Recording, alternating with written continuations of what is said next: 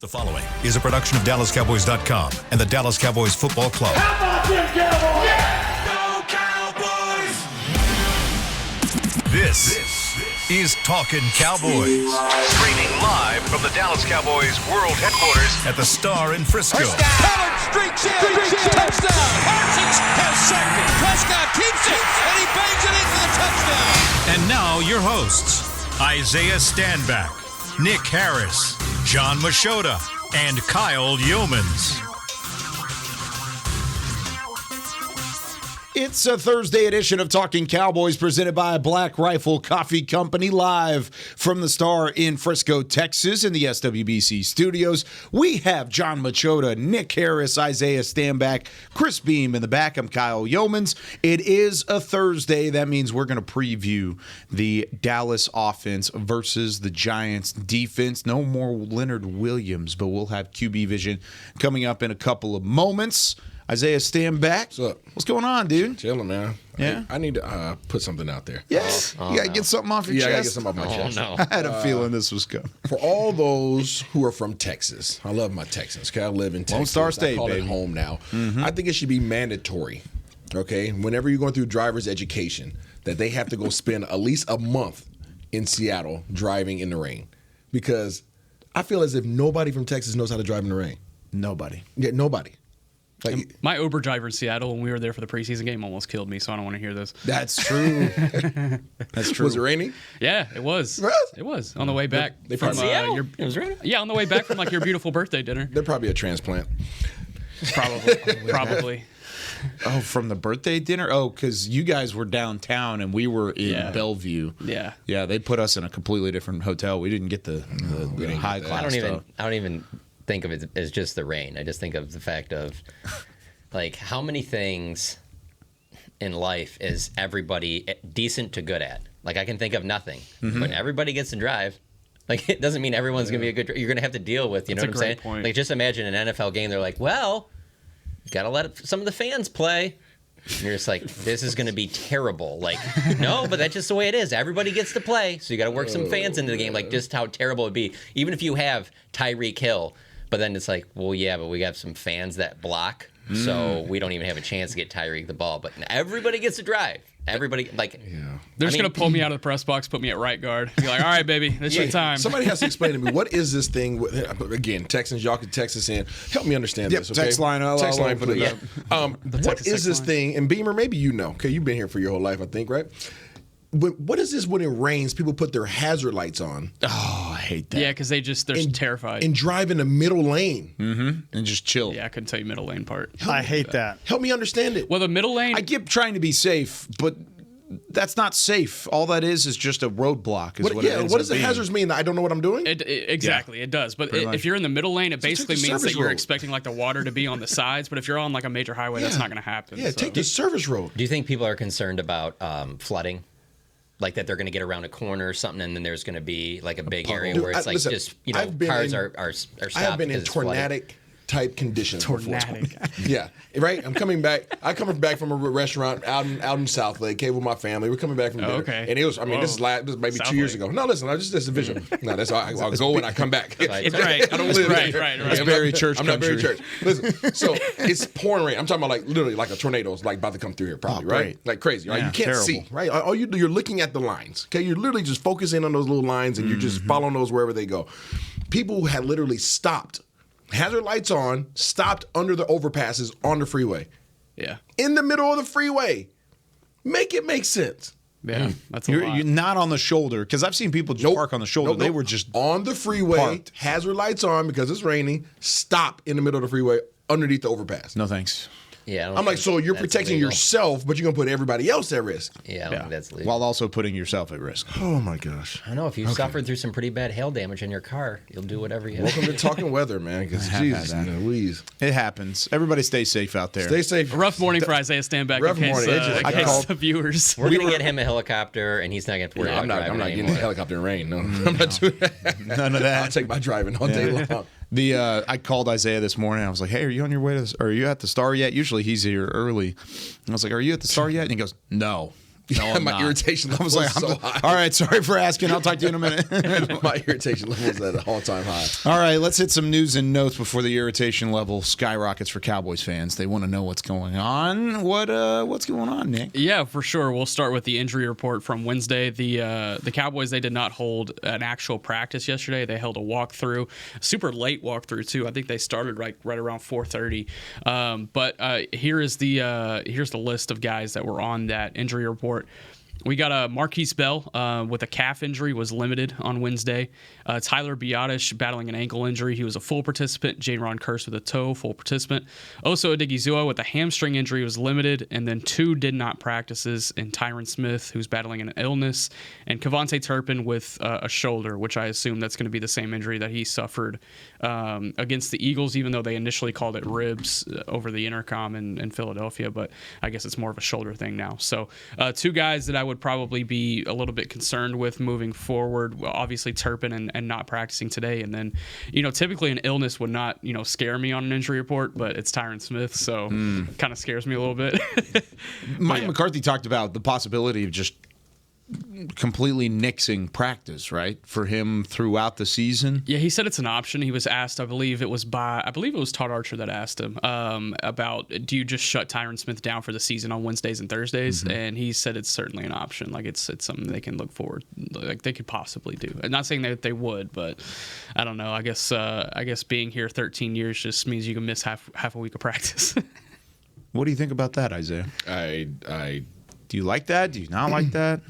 Listen, I have played with some really good players along the way. I played with T.O. T.O. was up in age at the time I was playing with him here at the Cowboys, 07, 08. Mm-hmm. T.O. never took a day off. I played with Randy Moss. Okay, Randy Moss did take a day off.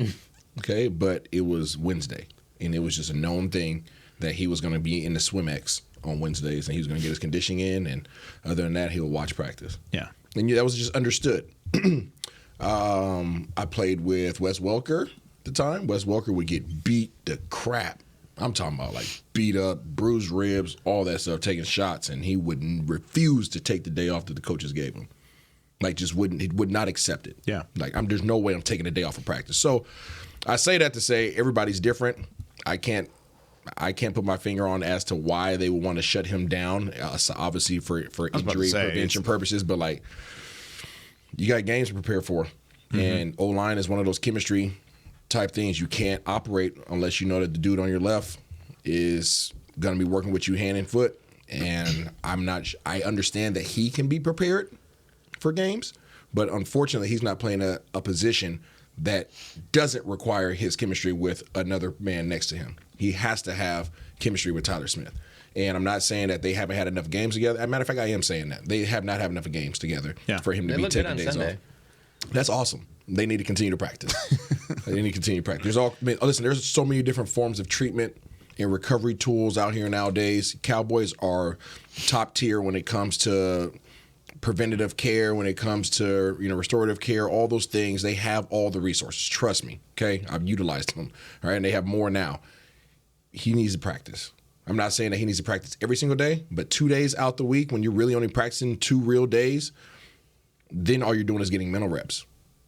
You're only getting mental reps, and you're not just a receiver. You're not just a kicker. You're not just whatever. Like you need to work hand and foot with the guy next to you. Tyler Smith is still young. He still needs to know that when we see these looks, this is what we're going to be doing together.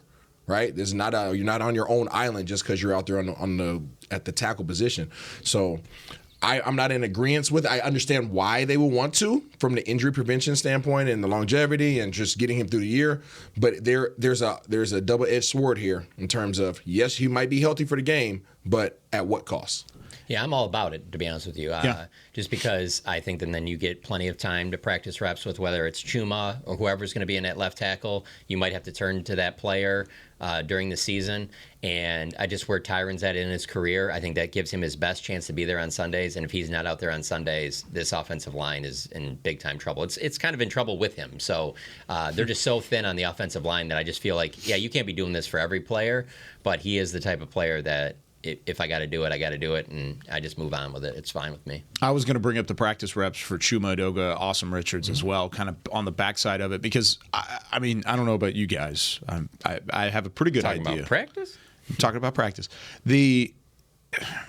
My confidence level that he makes it through all the 9 games left is super low.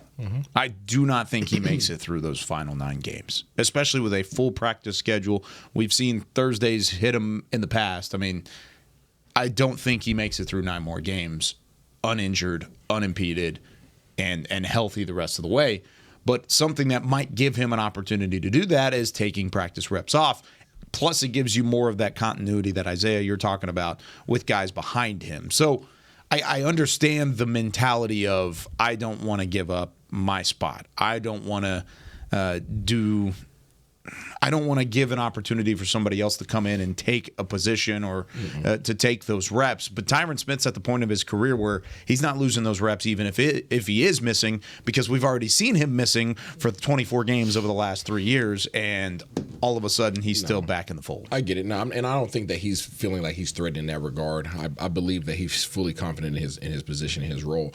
It's just the reality is, O-line, they have to work together. So I'm not saying to not cut back on his reps. I'm definitely saying you do that for most veterans, right? Yeah. You get over 10 years, they don't have to practice as much. That's just the understanding. If it was a Wednesday off Thursday practice deal, would you be okay with that? Yeah, 1 day off, but we're talking about 2 days. Yeah, he's talking about wrapping them up, getting them to Sunday. Like bubble wrap. Like, I understand. Like, yes, you need the other guys getting their reps, and yes, you want those guys to get some experience and all that jazz for the possibility, right? What may happen, right? What's the probability of Tyron not being in a game? This is relatively high over recent history. Very high. So you prepare for that by cutting his reps, not by not allowing him to practice at all.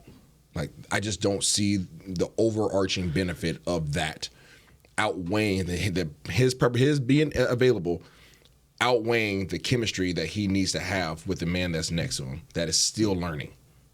You know, I don't think we can just crown Tyler Smith and say, hey, Tyler Smith, you're good now. Just go take care of business. Like, he's still learning. And he still has a lot of dogs that you got to face the rest of this season. And there's a lot of big games coming up the rest of this season. And you can take that same point and say, well, that's why you don't practice them. I get it. There's like I said, there's give and take. However, limit his practice reps. Don't remove all practice. Do we have time for 1 or 2 more? One more. One more? Okay. Let's do 2 more. 2 quick. We could do 2 quick ones. Martavis Bryant spoke to the media yesterday for the first time since being signed yesterday technically, but agreed to terms on Tuesday. It was pretty interesting. It just kind of described what he's kind of gone through over the course of the last 5 years.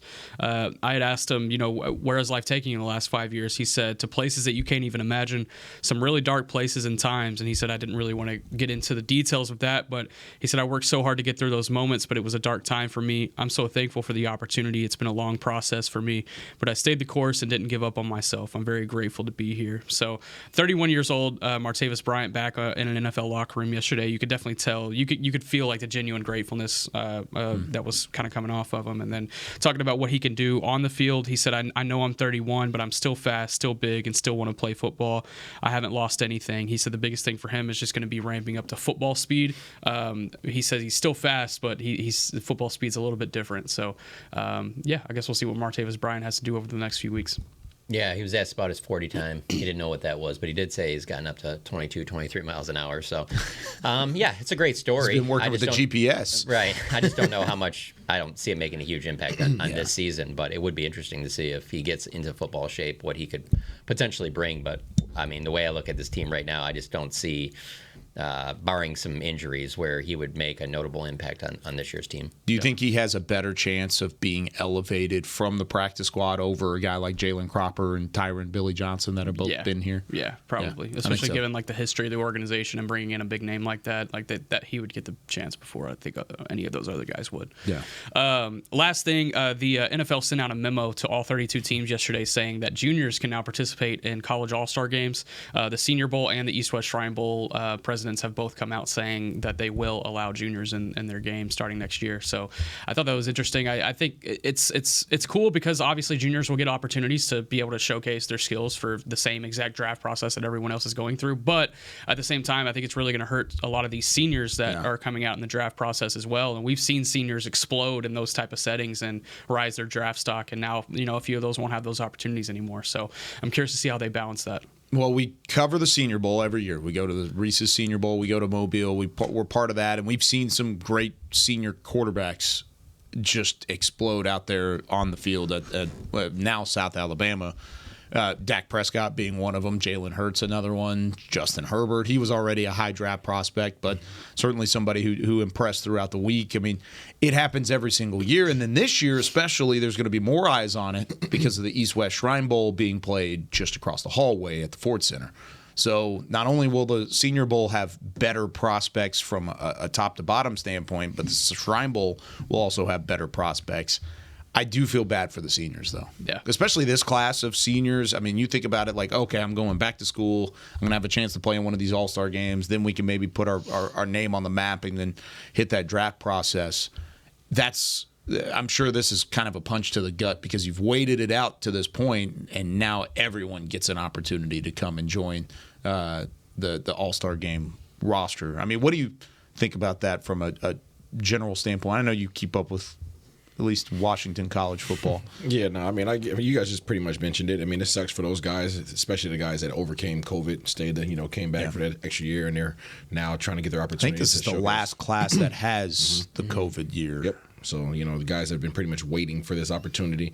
The reality is, if you have taken full advantage of your opportunities that have been presented to you during the regular season, then you'll still get that call. If you're one of those bubble guys, then you're not going to get those calls because, there's going to be plenty of juniors that can still ball that will be high draft picks that are going to get the nod before you. So, you still have games left to go out there and make your mark. I mean, you can sit up there and complain about it, but ultimately you still have time to go out there and showcase in the season why you should get that call. Yeah. As I was committing a crime this morning and watching film while I was driving up here, I was probably one of the drivers that Isaiah was very upset with. Did you have your hazards on? Yeah, I did. It was just, blinking and in his face. I even saw glad you admitted it. Yeah, absolutely. But I was looking at a defensive end from Houston Christian, Jalix Hunt, and he's just balling this year. And I look at him and I'm like, gosh, this is a really good senior that's rising. And I'm like, he's going to be one of these guys who gets slipped out of the Senior Bowl. And he's a really athletic pass rusher who's, super physical as well, violent. But, those are the type of guys that are going to get left out that could be third, fourth round draft picks. But I don't know. That's neither here nor there. There's winners and losers with this deal. The winners are the fans because it's just going to be better football in these all-star games. The winners are also the bowl games specifically because they're going to get more pub because guys like Caleb Williams who might leave as a junior will come in and bring that name notability to all of these all-star games.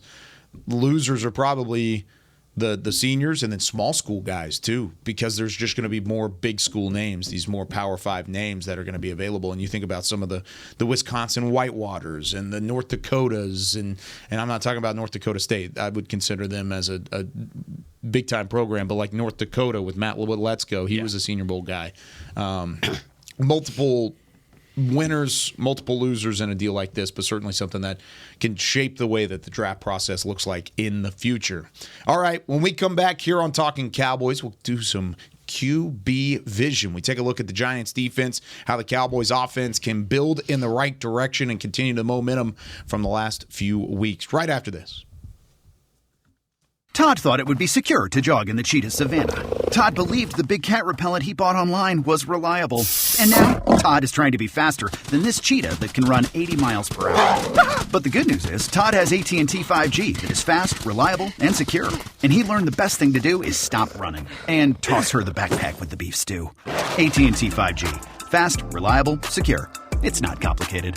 5G requires compatible plan and device. 5G may not be available in your area. See att.com/5G for you for details. Black Rifle Coffee Company serves premium coffee to people who love America.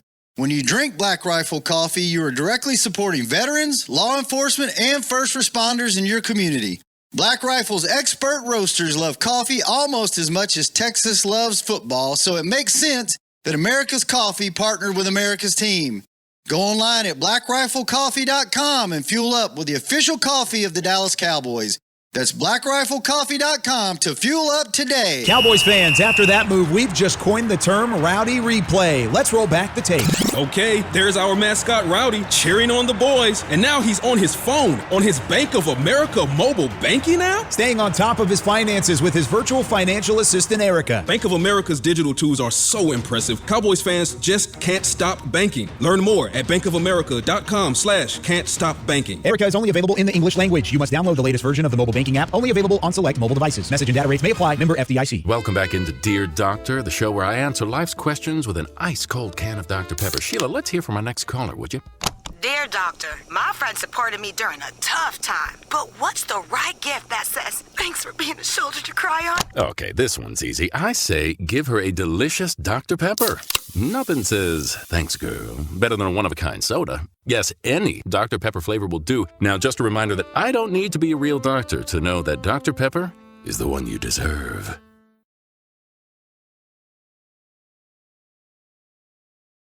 Back to Talkin Cowboys.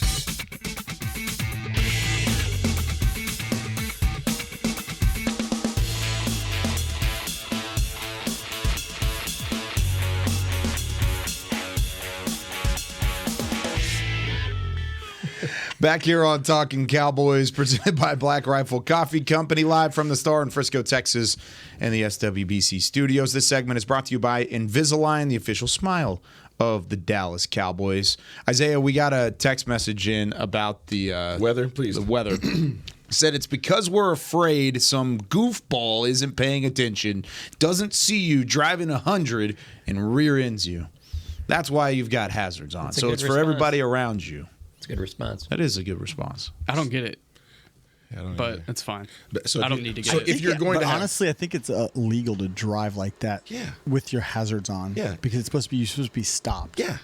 Hazards. So the only time that I think that's legally allowed to drive with your hazards on is if you are in a carpool, right? Like what do you call it? Like a funeral procession. Funeral procession, or you are like you have a flat tire, like you're veering off the road, like you're trying to get off the road, or what was the third one? Or you're in an emergency. You have a baby, like somebody's having a baby, you have your hazards on, like we're busting tail, and the police will come up behind you. They'll see you that you're rushing, and they'll help you, probably escort you.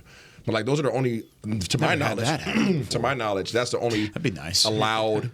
It's situations where you can have your hazards on and driving. But it's okay. Thank you for texting that in. If you're going to have your hazards on, just go to the right lane. Let me add one more. If it's ever, I think I've done this maybe once or twice. If it's just pouring rain, like I can't see you, like that's how pouring rain it is, I'll turn my hazards on just so people can see the light. Yeah. But that's it. But not like today where it's just a light sprinkle. Yeah, like I could stand outside and, You know the other thing about Texas drivers? The left lane. Do they teach like the left lane is like the fast lane and passing lane only? They do. They teach it. They do teach it. Yep. We just don't abide by it. Yeah, I'm going to be you're that guy. Number one, we don't do that here. You're that guy. Yeah, I'm going 90 in that lane every day. But I'm saying, but everybody else is not. Everybody else does not. Oh, I thought that's what you were saying. No, I thought you were saying like only the left lane is used for passing and getting around. I'm going like just 90. No, I'm talking about we're gonna get out of this podcast studio while watching film. You'll see me going 90 just watching film. I'm like, Houston Christian, cool. And this is why you can't have an electric vehicle. There's going to be a law enforcement officer standing by to arrest Nick Harris.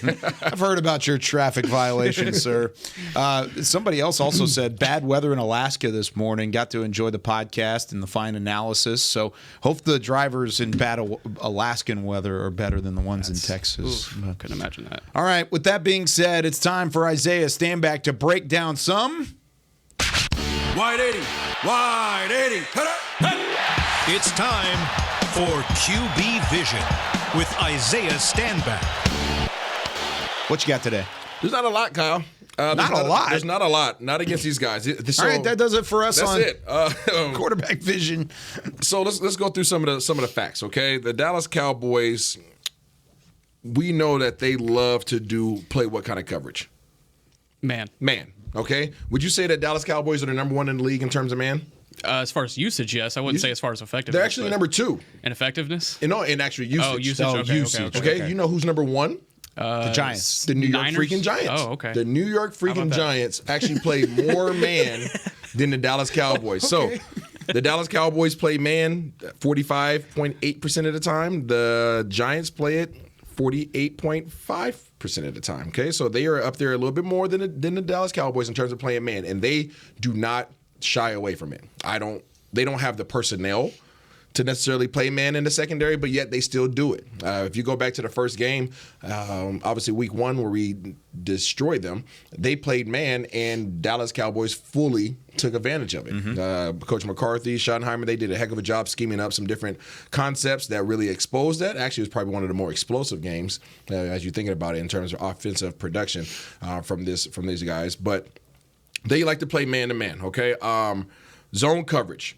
Dallas Cowboys are 31st in the league in playing zone. You know who's 32nd? The New York Giants. The New York freaking Let's Giants. go. So, number 1 in man, last in zone. All right, if that doesn't tell you the story in terms of what to expect against these guys, and I don't know what else can paint that picture. These guys don't want to play zone. They want to play man. Even if it's 3rd and long, these guys want to play man-to-man, which means that you're going to have plenty of opportunities to do what from the receiver's perspective? Create separation. Create some freaking separation. You have to get off the ball. That is numero uno. And the Dallas Cowboys had a lot of rub routes, pick routes, whatever you like to call it, Kyle. Okay.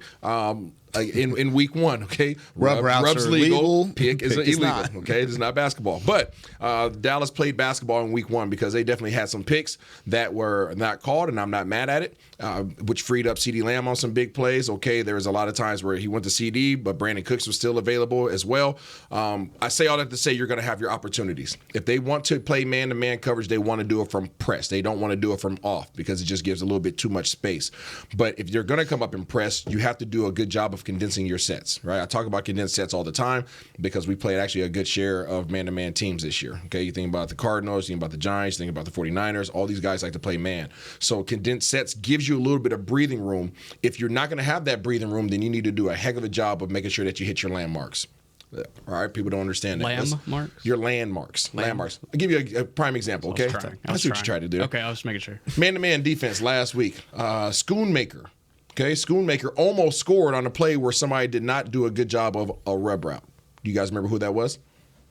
You talking about the DB? No, the tight end. Oh, coming to was it Ferg? It was Fergie. Was it Ferg? Fergie. Okay, so when we talk about how important it is to be on your mark and do your job, DYJ, whenever you're facing man-to-man. What play was that? That was the play where he got down at the 1-inch line. Oh, this is the Schoonmaker grab. Schoonmaker grab. Okay, I see what you're saying now. But Schoonmaker was getting freed up by Ferguson, but Ferguson did not run his route. So his Schoonmaker rub route had to cut off the route a little bit early. No, it's not that he had to cut off his route early. It's just that he should have been freed up more. Yeah. That should have been a walk-in touchdown, but it wasn't a walk-in touchdown. Everybody's looking at Schoonmaker and saying, well, Schoonmaker should have ran the route deeper. And nah. He did his job. Who did not do their job was Ferguson. All right, and I'm not trying to point the finger. I'm just giving you guys an example of how minute the details are when it comes to man-to-man coverage. Had Ferguson did a good job of running his route to the right spot, running it to the underneath shoulder instead of the upfield shoulder, that would have been a walk-in touchdown, ball game, Cowboys win. And they probably practiced that. And it didn't work out well. It didn't work out. But Tyron Smith didn't practice, and he played great. Oh, look at there. I see what you're doing there. I see what you did there. So that's how important. We need the Mike Breen bag as like a sound on here. But that's how important small details are when we start talking about man-to-man, okay? We look at Wink Martindale, right? Okay. Wink, he likes to bring it a little bit, okay? Wink Martindale brings it the second most in the NFL, okay? He blitzes 46% of the time. This dude doesn't care. He doesn't care. Now, historically, this goes back to his time in Baltimore as well. All his Baltimore defenses always brought pressure, but the difference is he had the personnel to actually play man-to-man behind it. Now he's still blitzing that much, but he doesn't have the personnel to guard these guys, and he does not have the personnel to match up against the Dallas Cowboys and what they should present. Obviously, you got CeeDee Lamb that's doing a heck of a job. He's just had 2 games over 150-plus yards back-to-back. He's killing it. Brandon Cooks, this should be his coming-out party. Mm-hmm. Brandon Cooks should have over 100 yards receiving this game because I think even while playing man-to-man, I could foresee Wink Martindale making sure that he has somebody on the backside, backside safety, cutting off any crossing routes for CeeDee Lamb, really preventing him from being able to have those big plays that he's been typically having over the past few weeks, which then frees up who? BC, okay? Not Barry Church, okay? We're talking about Brandon Cooks. So Brandon Cooks should have a day in that regard. With that being said, so when you said it earlier, you were talking about man and separation. The first name that popped in my head was Brandon Cooks because we talked about how much separation he's been getting, or at least he got in this past game and still didn't receive a target. He was second on the team behind Tony Pollard in terms of separation, or an average separation according to Next Gen Stats. I went back to the 40-0 beatdown. I went back to see what the average separation was from the receivers, and I only did the first half because the second half, of course, it was out of hand by that point. Right. CeeDee Lamb, 9 yards of average separation. 9. That's unbelievable how much separation he's been getting. Second on the team was Tony Pollard, followed by Kevontae Turpin, then Michael Gallup, then Brandon Cooks. Brandon Cooks only had 2.7 average yards of separation against the Giants in the first half of that meeting. He actually finished with 2.3. So for the entire game, he only had under 2.5 yards of separation. So he's got to do a better job than even he did in week 1. Absolutely. But he may have that opportunity again to try and bounce back. I think he will. And I think if you're Wink Martindale, you're not going to sit back, right? Your season's pretty much gone. You're 2-7, whatever it might be. Your team sucks. Just call it what it is, right? They're not producing offensively. They are the worst in the league in terms of providing points. They're averaging, 10 or 11 points per game, which is the bottom of the league. So you're losing the time of possession, which means that your defense is out there a heck of a lot of the time. So you're out there, you're tired, your offense isn't putting up any points, so you're going to take more calculated risk, right? Well, not even calculated. You're just going to take a lot more risk. If you're blitzing the second most in the NFL, but your pressure rate is the 22nd in the NFL, then you're not getting home, right? So you're exposing yourself defensively, but you're not actually making any impact with your pressure, right? Because you're not getting pressure, which means that you're going to have plenty of opportunities to have big plays underneath and over the top in terms of your playmakers, okay? I don't care if that comes in the form of yak yardage, yards after catch. You hit B. Cooks on a 5-yard shallow, and he takes that thing up the house, or you throw it to CeeDee Lamb over the top. I really don't care how you go about it, but there are going to be those opportunities. There's a handful of guys that they have on their defense that you actually need to know about now, being that they traded away Leonard Williams. He's now gone. He's playing in Seattle, for those that didn't know. Dexter Lawrence is their dude, okay? But I'm not that impressed with Dexter Lawrence. I have to tell you guys straight up. I'm really not that impressed with Dexter Lawrence. He's a big name, but I don't see why he's a big name right now. These guys, the reason why they don't get a lot of pressure on the quarterback is because their technique is trash. Okay? He's sending guys home. They're not getting home because they're all sending straight up and down. Dexter Lawrence has bad pad levels, bad leverage. He's standing straight up. I don't care how big and heavy he is. He's coming off the ball, standing up. His feet are getting tight to each other. Do you think he drives with hazards in traffic? His feet are driving with hazards because he has no base, zero base at all. And when you decide to try to run the ball against him, you're getting underneath him when you have two guys. Now, if it's one-on-one, okay, he's usually just stalemating you because he's so heavy. Right, he's stalemating you. He's getting his hands on you. He's trying to two-gap, but his feet are so narrow that he can't get you behind the line of scrimmage. There might be an explanation for it. He has been sitting out of practice on Wednesdays. That's what you did there. I'm not going to give it to you because I don't agree with Come on. Left me hanging. All right. So Dexter Lawrence is a big name out there. I love these drawbacks to the first conversations. The one guy that actually obviously, Kayvon Thibodeau is another big name out there, but Kayvon Thibodeau's not playing with great leverage either. He's getting thrown around the club. He's not the biggest of defensive ends around the league. He's a try-hard guy, but I think that his technique still needs a lot of work. The one to Oregon. Pretty much. That's exactly what happened there. Those guys are such high-effort guys. I really like what they churn out. Ducks. Those prospects are always so good. All right. The guy that I actually like, okay, on film, he may not be the most popular in the room, but is going to be Bobby Okereke. Yeah. Bobby Okereke. I like him. He's very decisive. He's very instinctive. He'll hit you. He does a great job of not only taking care of his responsibilities, but also making plays off of those. If the gap that he decides, right, based upon his responsibilities, nothing happens there, he's able to scrape across the top and come up there and be physical at the point of contact. I think he will try to hit you. Guess where he went to school? Where's that? Stanford. Smart guy. Smart guy. Yeah. Question for you. Just kind of taking into account what this Dallas offense needs to do as far as getting certain weapons involved, the running game. Where do you see holes in this defense where they can try some things that have not worked or that they just haven't really explored so far this season? Does that make sense? No, for sure. Okay. I think this is the game where you work on your big plays. where you work on trying to push the ball down the field a little bit more. Because of the fact that you're going to be facing man-to-man, you don't have to worry about Dak, being concerned about the zone, not seeing guys in zones. Like, what you see is what you get. They're going to walk up. They're not trying to disguise it. They're not rolling safeties late. They're not doing any of those things. This is about as Madden as you can get. You walk up there. They're lining up. Okay, he has him. If I go in short motion, he's going to follow him. If we come out in condensed set, they're going to back up. They're not going to in and out it, right? They're not going to combo it. They're playing man-to-man. So if you're running rub routes, you know exactly who you should be going and rubbing, right? You should know who you're picking off, okay, to free up your guy. If you what? I see what you did there. Okay, so you should know. That's why I paused. You should know exactly who you're going to pick off. Okay, I know what you're talking. Yeah, I know exactly what you're talking about. Please. Here we go again. And then as far as your routes, okay, this is when you open up your route tree a little bit. You test these things out. Jalen Tolbert, give him opportunity. Send B Cooks down the field. Don't let him just clear out Cooks again this week. Mm-hmm. Actually, if he's going to clear it out, actually throw it to him. Right? Let's see if he can get down the field. Let's put him on some wheel routes. Let's put him on some posts. Let's push this thing past 12 yards in terms of your route tree, because majority of the routes in the Dallas playbook as of right now is 14 and under. Yeah. It's really 14 and under. Yeah. Slants, outs, shallows, quick ends, those type of things, right? That's pretty much the foundation of this offense. Now I'm like, okay, this game where you don't want to look past this opponent, but this is a game where you can explore, right? You can try some things out. Obviously take care of your business, get up to a good lead, and then open up the playbook a little bit. Go to that back page where you like to doodle and draw some things up that kind of come to your head, and see what happens. And you might be able to spark some things. You might be able to spark a little confidence in some players. You might see some things, some attributes in players that you didn't expect. Guys that you have kind of like a Jalen Tolbert. Okay, hey, right now we have you in a particular role, right? We're asking you to do these handful of things: block well, make some contested catches, and be a special teamer. Well, maybe he's a big play guy. You just didn't know it.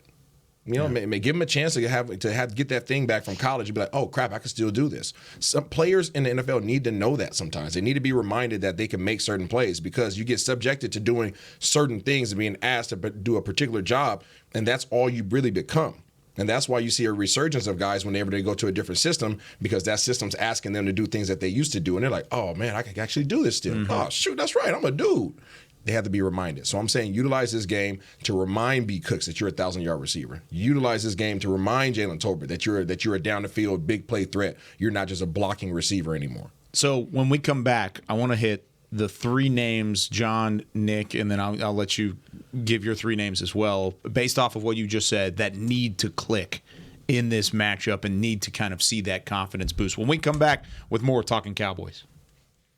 They say champions are remembered, but legends are never forgotten. United Ag & Turf offers a winning lineup of John Deere equipment built to tackle any challenge on and off the field. Legendary John Deere tractors, combines, residential mowers, commercial mowers, compact construction equipment, Gator utility vehicles, and a full line of golf and sports turf equipment. United Ag & Turf, the official Ag & Turf equipment supplier of the Dallas Cowboys. Visit UnitedAgAndTurf.com to find a location near you. Are you ready to take coffee off your grocery list forever? Black Rifle Coffee Club is here to help.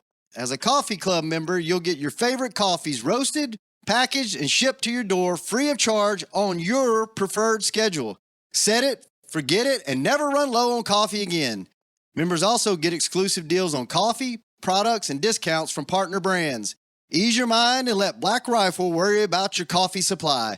Go to blackriflecoffee.com to join the coffee club today. It's the official men's skincare brand of the Dallas Cowboys, Jack Black. And right now, Cowboys fans can get 15% off their $75 order. Plus, because every deal needs a playmaker, your order will include a free 5-piece skincare set and free shipping. The Jack Black Playmaker is 4 of Jack's favorites and a full-sized intense therapy lip balm. Make a play for the playmaker at getjackblack.com/Cowboys with the code CowboysVIP. That's getjackblack.com/Cowboys with the code CowboysVIP. Todd thought it would be secure to jog in the cheetah savanna. Todd believed the big cat repellent he bought online was reliable.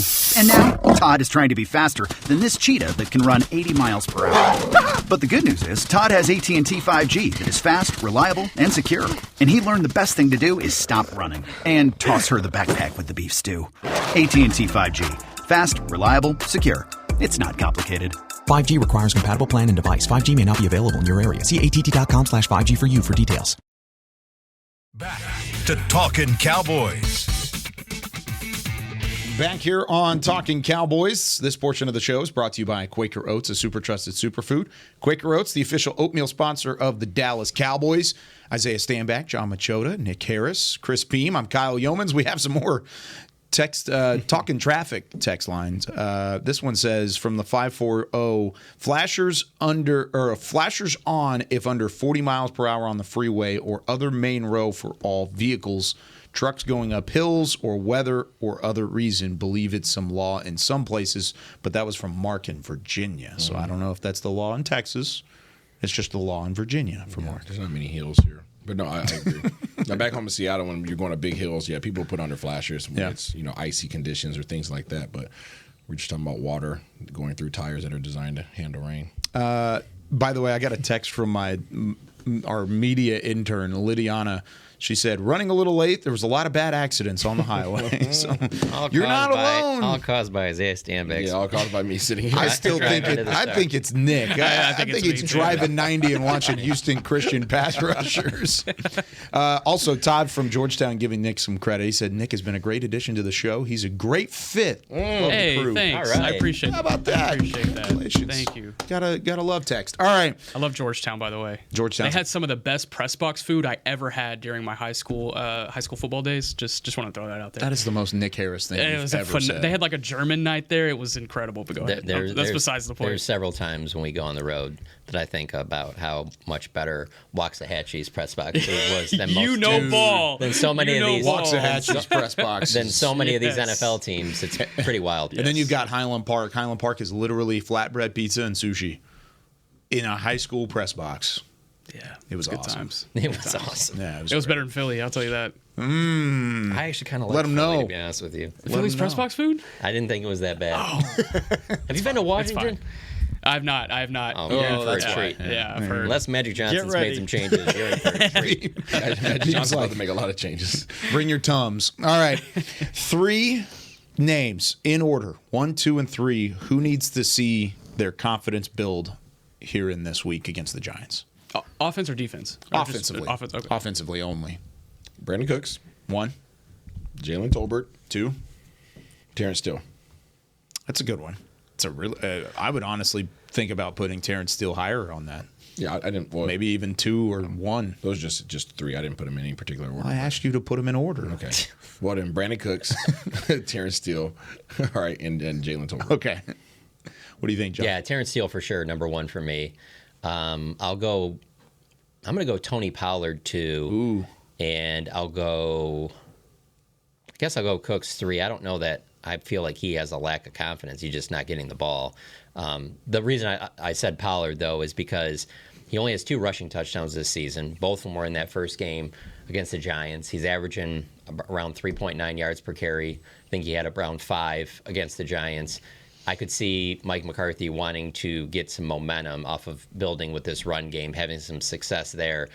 Because up to this point, there just haven't been many opportunities to get that going. And, as Isaiah said before the season, I remember being out in training camp about just how important it would be to get that running game going for everything else to come off of it. So maybe this is a game where, and I say Tony Pollard, but I really mean the entire running game more so than just Tony Pollard. I'm going to go 1, Terrence Steele. I think that's very healthy. 2, gosh, I have like 5 guys that I want to fit into. Just rapid fire. Throw them all out there. Just throw them all out there? Yeah, why not? All right, Michael Gallup, Brandon Cooks, Tyler Biadasz, and Tony Pollard. Like those are like the next those guys are the up. next guys up. Offensive line for obvious reasons, Terrence Steele and Tyler Biadasz for obvious reasons. Tony Pollard just to get a 100-yard game. I think that would be huge for his confidence and the confidence of this offense to be able to open up. If you had to tell me, hey, you can have one 100-yard guy on Sunday, I said give to Tony Pollard then, because I want to see that running game be able to open up everything else for the offense. I think that's the last step to just kind of unlocking everyone else. And then Brandon Cooks for obvious reasons and Michael Gallup for obvious reasons that tie into each other. They just need more targets, more play, and more yardage. Tony Pollard averaging 42 rushing yards per game since week 4. And we think back, and John talking about it, weeks 1 through 3, he was averaging 88 rushing yards per game. So even in the first 3 weeks where he still wasn't the Tony Pollard of last year, he was averaging twice as much on the ground as he has been since week 4. So I think I would put Tony Pollard as maybe number 1. Probably number 2, just because I think Terrence Steele needs a good game to kind of help, and I think those two go hand in hand. So I'd say Terrence Steele 1, Tony Pollard 2, and then I kind of agree with John where I don't think it's a lack of confidence. It's a lack of confidence in Brandon Cooks around him to be that number 3 name, but I'll put him number 3. That's this question. I know we got to get off. Not speaking to the player and their capabilities, but who are you most disappointed with in terms of their productivity? Not because of necessarily the player. Maybe it has to do with how they're being utilized. Who are you most disappointed with? It's a tie between Pollard and Cooks, but I'll give it to Pollard just because I expect a little bit more from the run game overall. When you're saying production, you mean are you talking about stats specifically or film or both? Just overall production. Yeah, production, yeah. How they're being utilized. Yeah. How they're being utilized. All that goes into it. I would throw in Pollard just because I expected a lot more from the running game, especially given what Mike McCarthy has done with the running game and his time as a play caller. Easily, it'd be that for me. I think this is more so just on the player, but I would say Terrence Steele. I mean, you expected him coming off of the injury. I know he was coming off the injury. Before that, he was playing really good football. I mean, he was all the way through your right tackle of the future, and he was going to be. Now you're having second questions on whether or not he should be the right tackle of the current, and that's where I'm not questioning Tony Pollard as the tailback for this offense. I think he can be better, but I don't have questions about what he could do in the future. Terrence Steele, I'm starting to have questions about what he could do in the future if he continues to play consistently poor football, which it has been over the last 3 or 4 weeks. It's tough because I want to say Pollard, but I know it's not just because of him. It's because of the offensive line, too. It's obviously all goes hand in hand. So, I mean, I know it's a cop-out, but I feel like it's the run game. Like, I didn't expect it to be great, but I thought it would be better than what it is right now. Especially with as much emphasis as McCarthy was putting on it in the offseason, I thought the same thing. Statistically, I would say Brandon Cooks. I didn't think there'd be any way that we'd be almost halfway through the season and he'd have the numbers that he has right now. But again, I don't know. I can't sit here and say that that's just Brandon Cooks. Like, he's not getting open, and then when they throw to him, he's dropping the ball and stuff like that. That's not the case, you know. So it's hard to just point to just one person for the reason why that hasn't been working. But if you're just talking about the individual stats of a player, it's got to be between Pollard and Cooks. Yeah. I agree. I think you should expect Tony Pollard to carry the ball about 22 or 23 times on Sunday. It's fully expected. I think I'd be okay with that. It's going to happen. Get ready for him to get fed. Who would have more carries, Pollard or Pollard? Barkley? I don't know who you're saying, but Pollard. Pollard's going to have more than Barkley? Oh, well, yeah. Gosh. It's just going to be – that game's going to be over in like 2.5 hours. So sweet. So maybe, sounds good to me. So maybe Isaiah's talking about Matt Barkley. Yeah. Oh, God. Yeah. The Barkley backfield. He is the backup. The Barkley backfield. He is the backup to Tommy DeVito. Could you imagine the Giants radio? Like, 2nd down and 3 from the 43-yard line. Barkley snaps back, hands it to Barkley, and he breaks right side. He fumbles it, but Barkley recovers. Like, it's just kind of all over the place. That was really good. I was thinking more along the lines of that. Did you see that the play that USC ran? on the reverse like that. So he hands it to Barkley, but then Barkley pitches it back to Barkley, then Barkley throws. So you do the flea flicker? Yeah. I like Barkley on the snap, hands to Barkley. This could happen. Tosses back to Barkley. They need to sign a receiver. If Tommy DeVito isn't playing well, you got to make some moves here. So yeah, got to make a move. We should do improv play-by-play for just a whole episode.